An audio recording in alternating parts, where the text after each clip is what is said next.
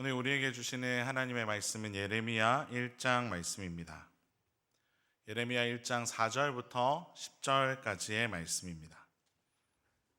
예레미야 1장 4절부터 10절까지 말씀을 저와 성도님들이 한 절씩 교독하고 마지막 10절은 함께 읽도록 하겠습니다. 여호와의 말씀이 내게 임하니라. 이르시되 내가 너를 모태에 짓기 전에 너를 알았고 내가 배에서 나오기 전에 너를 성별하였고 너를 여러 나라의 선지자로 세웠노라 하시기로. 내가 이르되 슬프도소이다. 주 여호와여 보소서. 나는 아이라 말할 줄을 알지 못하나이다 하니 여호와께서 내게 이르시되 너는 아이라 말하지 말고 내가 너를 누구에게 보내든지 너는 가며 내가 내게 무엇을 명령하든지 너는 말할지니라. 너는 그들 때문에 두려워하지 말라. 내가 너와 함께하여 너를 구원하리라. 나 여호와의 말이니라 하시고 여호와께서 그의 손을 내밀어 내 입에 대시며 여호와께서 내게 이르시되 보라 내가 내 말을 내 입에 두었노라. 함께 읽겠습니다. 보라 내가 오늘 너를 여러 나라와 여러 왕국 위에 세워 내가 그것들을 뽑고 파괴하며 파멸하고 넘어뜨리며 건설하고 심게 하였느니라 하시니라. 아멘. 할렐루야. 예배 자리로 나아오신 모든 성도 여러분들 진심으로 환영하고 또 사랑합니다. 모두 양옆을 보시고 인사 한 번씩 하도록 하겠습니다. 잘 나오셨습니다. 은혜 받고 돌아갑시다. 그토록 오고 싶었던 침산제일교회에서 이렇게 첫 설교를 하게 되어서 정말 행복합니다. 저는 모교회가 대구 내일교회인데요. 그 교회에서 유아 세례를 받고 신앙생활을 시작하게 되었으며 청년 시기에 하나님을 만나고 믿게 되었습니다. 그리고 대학교 졸업 직전에 소명을 받게 되었고 사역자의 길로 들어서게 되었습니다. 첫 사역지를 찾던 중에 우연히 침산제일교회의 소식을 듣게 되었고 담임 목사님에 대한 이야기를 들을 수가 있었습니다. 우리 담임 목사님께서도 대구 내일교회 출신이십니다. 보통 선지자가 고향에서 환영받는 법이 잘 없는데 우리 목사님께서는 말씀을 거슬러 버리시더라고요. 목사님에 대해서 이야기를 나누시는 분들이 하나같이 인격이 좋으시고 배울 점이 많으신 분이시라고 말씀해 주셨습니다. 거기서 저는 마음이 1차적으로 끌리게 되었고요. 그리고 교회 소식을 듣고 그 다음에 홈페이지에 들어가서 교회 여러 정보들을 찾아보게 되었습니다. 교회 재건축에 대한 소식과 이제 입당하는 소식을 듣게 되었는데요. 이 소식을 들으며 그동안 우리 침산제일교회 성도님들께서 얼마나 많은 수고와 헌신을 감당하셨을까, 그리고 새로운 예배당에서 예배를 드리게 되실 우리 성도님들 얼마나 마음 가운데 기대와 기쁨이 넘치실까, 그 영광스러운 순간을 내가 함께 할 수 있으면 정말 행복하겠다, 이런 생각을 하면서 이제 마음이 2차적으로 또 끌리게 되었습니다. 그래서 이 교회를 지원하게 되었고 감사하게도 하나님께서 섬길 기회를 주셔서 이 자리에 서게 되었습니다. 제가 지금 얼마나 기쁘고 행복한지 모릅니다. 사역자로서 처음인지라 많이 부족하고 미흡하지만 좋은 성도님들과 좋은 교회 또 좋은 교역자분들과 함께여서 마음이 좀 놓입니다. 한 공동체로서 앞으로 함께할 날들을 기대하며 하나님 안에서 함께 지어져 가시는 저와 여러분 되시길 바랍니다. 여러분은 소명에 대해서 아십니까? 우리가 왜 이 자리에 있으며 무엇을 위해 살아가고 있는지 스스로 질문해 본 적 있으십니까? 우리는 흔히 성경 인물들만 또 대단한 자리에만 하나님께서 부르시는 것이 아닐까 생각을 하곤 합니다. 하지만 하나님께서는 성경 속 인물들만 부르시는 것이 아니라 또 지금 현실을 살고 있는 우리들도 부르고 계십니다. 우리 모두에게는 하나님께서 두신 귀한 소명이 있다는 것을 우리는 알 수 있습니다. 그렇다면 여러분의 소명은 무엇입니까? 하나님께서 나에게 맡기신 자리와 영혼들은 하나님께서 무슨 뜻이 있으시기에 맡기신 것입니까? 모두 오늘 말씀을 통하여 각자의 소명을 다시 생각해보고 자신의 소명에 충성되게 순종하는 귀한 시간 되시길 바랍니다. 오늘의 본문은 예레미야가 하나님께 부르심을 받는 장면을 기록하고 있습니다. 당시 시대는 아수르는 몰락하고 또 바벨론은 급부상하던 시대가 격변하던 시기였습니다. 유다는 이런 변화 속에서 아수르를 의지해야 할지 아니면 바벨론을 의지해야 할지 갈피를 잡지 못한 채 방황하고 있었습니다. 게다가 가장 큰 문제가 있었는데요. 이것은 유다가 하나님을 떠나서 불의와 우상에 빠져 있었다는 것입니다. 이때 하나님께서는 예레미야를 부르셔서 무너져가는 나라에 하나님의 말씀을 전하게 하셨습니다. 예레미야는 다가올 심판을 예언하면서도 그 안에서 새 소망을 바라보았던 선지자였던 것입니다. 5절에서 하나님께서는 예레미야를 선지자로 세우십니다. 모두 5절을 함께 읽도록 하겠습니다. 내가 너를 모태 짓기 전에 너를 알았고 내가 배에서 나오기 전에 너를 성별하였고 너를 여러 나라의 선지자로 세웠노라 하시기로. 아멘. 이 말씀은 예레미야의 소명이 순간의 부르심이 아니라 이미 태초부터 준비된 부르심이었다는 것을 보여줍니다. 하나님은 예레미야가 태어나기 전부터 그를 바라보고 계셨고 그의 삶 전체를 하나님의 뜻 가운데 계획하고 계셨습니다. 그리고 예레미야를 선지자로 세우시기 위해 하나님께서 어떤 일을 하셨는가를 우리는 오늘 본문에서 볼 수 있습니다. 총 3가지가 있는데요. 첫 번째는 하나님께서 예레미야를 지으셨다라는 것입니다. 5절에서 하나님이 예레미야를 짓기 전에라고 말씀하십니다. 이것은 그의 생명이 부모의 선택이나 또 시대의 우연으로 태어난 것이 아니라 하나님께서 의도와 계획에 따라서 가지고 빚으신 존재라는 뜻입니다. 예레미야의 시작은 사람에게서 난 것이 아니라 하나님에게서 시작되었습니다. 하나님은 예레미야의 생김새와 성격과 기질과 또 강함과 약함을 모두 알고 설계하셨던 것입니다. 예레미야를 지으신 분이 오직 하나님 한 분이셨으며 그의 존재는 그저 하나님의 아름다운 작품이었던 것입니다.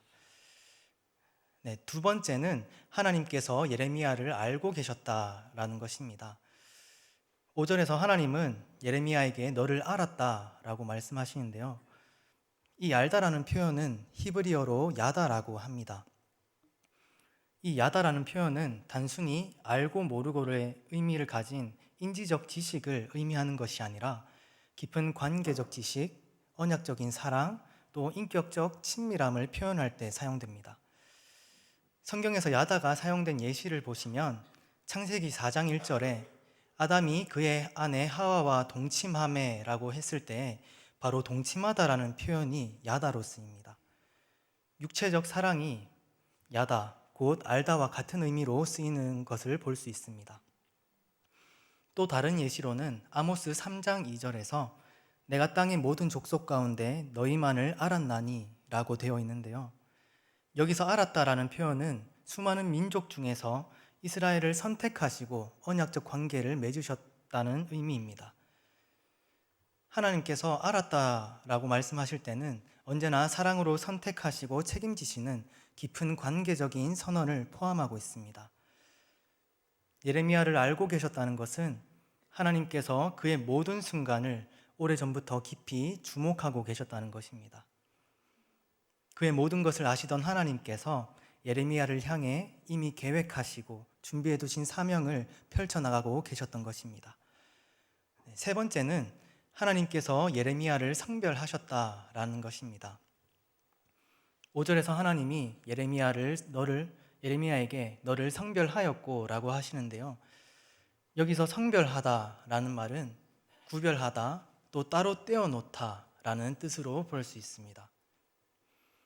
성경에서 이 표현을 주로 제사장을 세울 때나 또 거룩한 목적을 위해 사람이나 사물을 따로 떼어놓을 때 쓰입니다.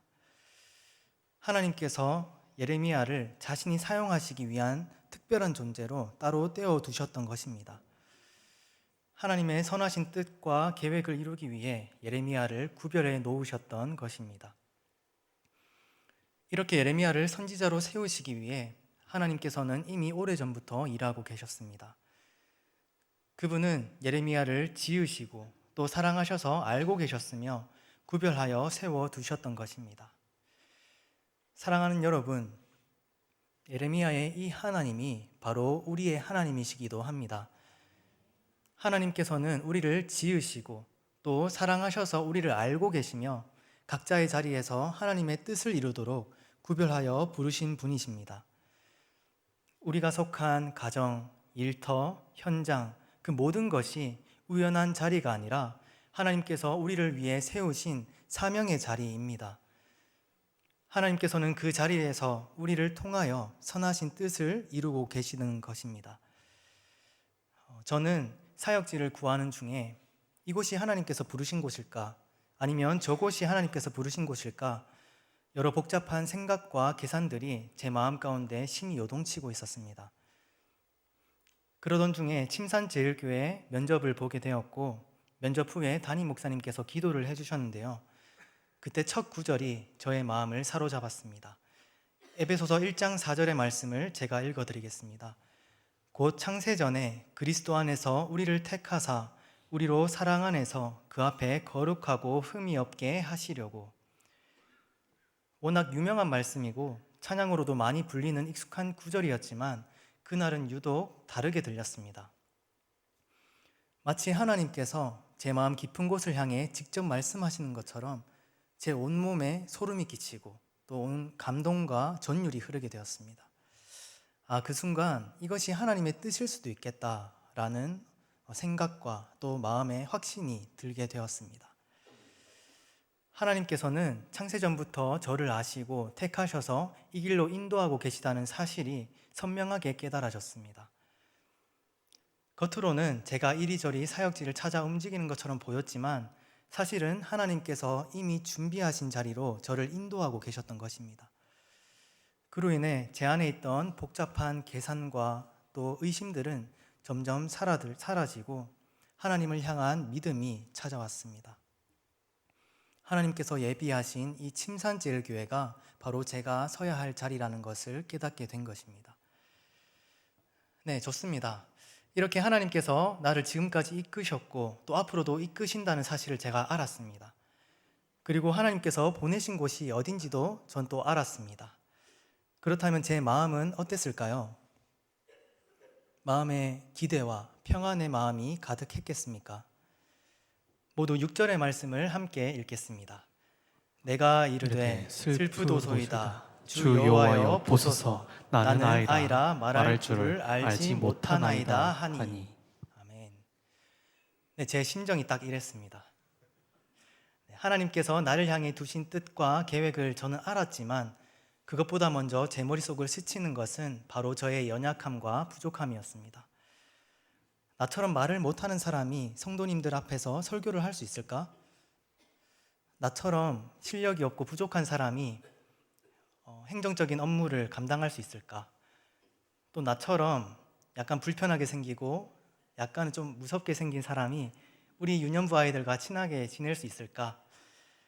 네, 즐거움과 기쁨이 자리 잡기보다는 온갖 걱정과 근심거리들이 제 마음 가운데 넘치기 시작했습니다. 오늘 본문의 예레미야도 마찬가지였습니다. 하나님의 뜻을 알게 된 예레미야는 자신이 수행해야 할 거대한 임무로 말미암아 놀라게 됩니다. 그의 초점은 하나님의 말씀이 아니라 자신의 연약함에 쏠리게 되었던 것이죠.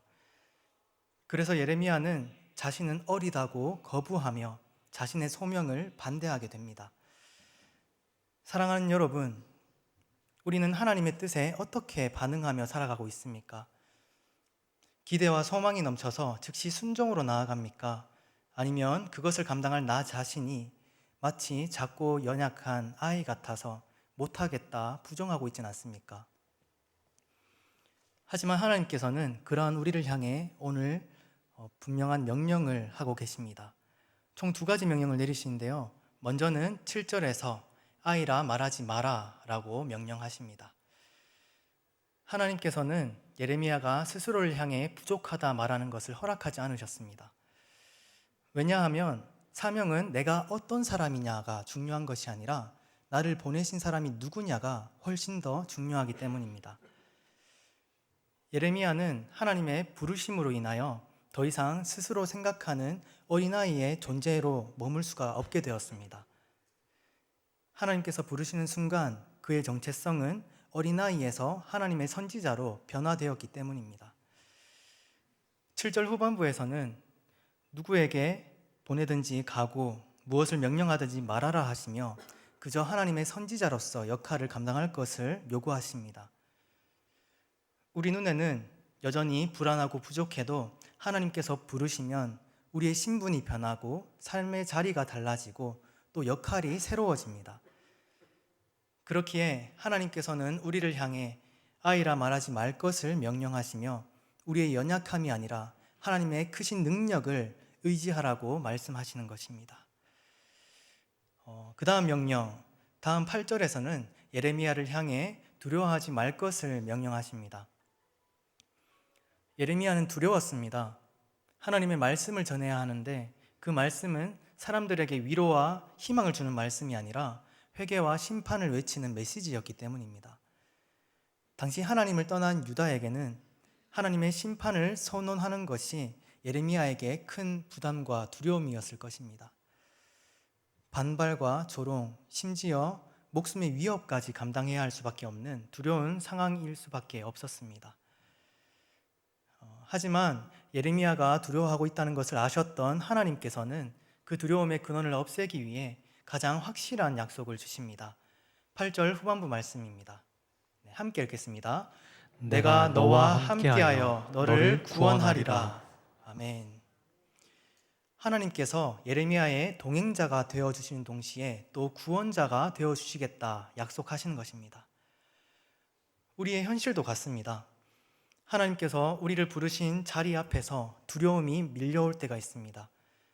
내가 감당할 수 있을까? 혹시 실패하면 어떡하지? 그냥 포기해버릴까? 불안과 두려움으로 움츠러들 때가 있습니다. 하지만 하나님께서 오늘 우리에게 동일하게 말씀하고 계십니다. 내가 너와 함께하여 너를 구원하리라. 두려움을 이기는 힘은 우리의 담대함에서 나오는 것이 아닙니다.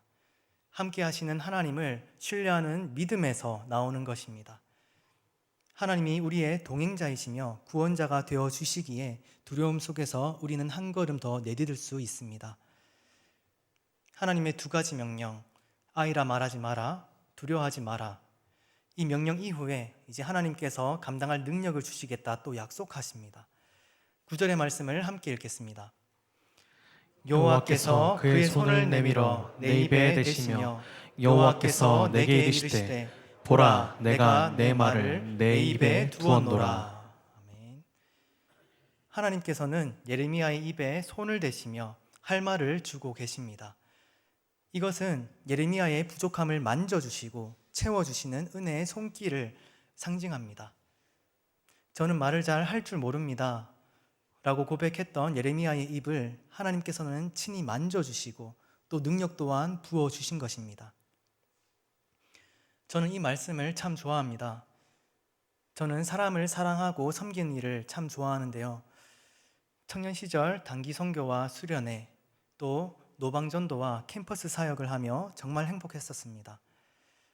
그래서 그때마다 목회를 한 번씩은 생각을 했었는데 그 길을 가로막는 장애물이 한 가지 있었습니다. 그것이 바로 설교인데요. 지금도 설교를 하면서 얼마나 떨리는지 막 겨드랑이에서 땀이 막 나고 있는 것 같습니다.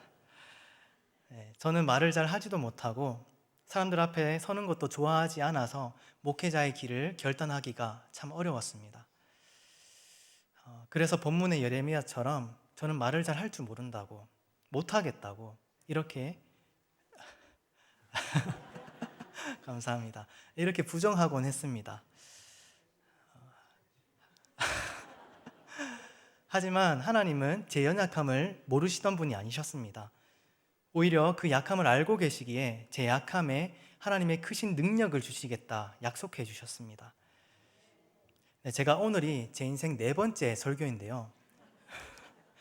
이전에 3번의 설교를 돌아보면은 아주 느리고 더디지만 조금씩 성장하는 것이 느껴졌습니다. 하나님께서 부족한 입술이지만 저에게 말씀을 주시고 힘을 주신다는 것을 저는 경험하였습니다. 내가 준비한 말이 아니라 하나님께서 말씀을 주시는 거구나. 이 예배의 자리는 하나님께서 책임지시고 은혜를 부어주시는구나. 이런 마음의 확신이 제 마음 가운데 충만하여지게 되었습니다. 여러분, 하나님께서 우리를 부르셨다면 그 부르심을 감당할 능력도 주십니다. 우리의 약함과 두려움을 아시고 필요한 은혜와 능력을 더하여 주시는 분이 바로 아버지 하나님이십니다. 우리의 약함은 하나님의 일하심을 막는 장애물이 아니라 오히려 하나님의 영광이 드러나는 무대가 됩니다. 저는 하나님의 부르심에 순종해서 이 자리에 서 있습니다. 제 믿음이 대단해서가 아니라 제가 믿는 하나님이 너무 대단해서 제가 이 자리에 서 있게 되었습니다. 저의 약함에 손을 대시고 나의 빈틈을 채우실 은혜를 제가 기대하기에 이 자리에 순종으로 나와왔습니다. 여러분, 부족함 가운데 낙심하지 마시고 그저 부족함을 가지고 하나님께 나아가 보십시오. 하나님께서 예레미야를 붙드셨듯이 오늘 여러분의 입술과 걸음 또한 붙들어 사용하실 것입니다. 여러분의 연약함 속에서 하나님의 능력이 드러남을 경험하게 될 것입니다. 이제 말씀을 맺겠습니다. 하나님은 예레미야를 지으시고 알고 계시고 성별하여 부르셨습니다. 그리고 두려워하던 그에게 아이라 말하지 마라, 두려워하지 마라 말씀하시며 그의 입술에 하나님의 말씀을 두어 사명을 감당케 하셨습니다. 예레미야가 이 말씀에 순종하며 나아갔을 때 어떤 일이 일어나는지 아십니까? 10절에서 하나님은 말씀하십니다. 뽑고 파괴하며 파멸하고 넘어뜨리며 건설하고 심게 하였느니라. 하나님께서는 예레미야의 순종을 통하여 죄를 파괴하고 파멸하여 넘어뜨려 주십니다. 그뿐 아니라 그 죄가 사라진 자리에 하나님의 의로 가득히 채우시고 주님의 나라를 세워 가십니다. 하나님께서는 오늘날 우리에게도 동일하게 일하십니다. 우리가 속한 가정과 일터와 교회에서 하나님의 부르심의 순종으로 나아갈 때 하나님께서는 엄청난 역사를 이루실 것입니다. 연약함이 드러나고 두려움이 가득하여도 하나님을 의지하며 나아가 보십시오. 하나님께서 예레미야를 붙드셨듯이 여러분의 걸음 또한 붙들어 사용하실 것입니다. 여러분이 걸어가실 그 길을 저도 함께 걷겠습니다. 앞으로 사랑하는 성도 여러분들과 함께 부르심에 순종하며 즐겁게 나아가 보도록 하겠습니다.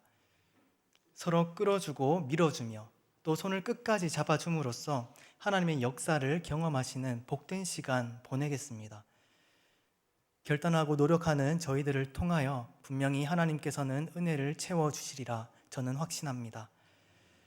그렇게 부르심에 순종하며 하나님의 놀라운 역사를 경험하시는 사랑하는 침산제일교회 성도님들 되시길 주님의 이름으로 축원합니다.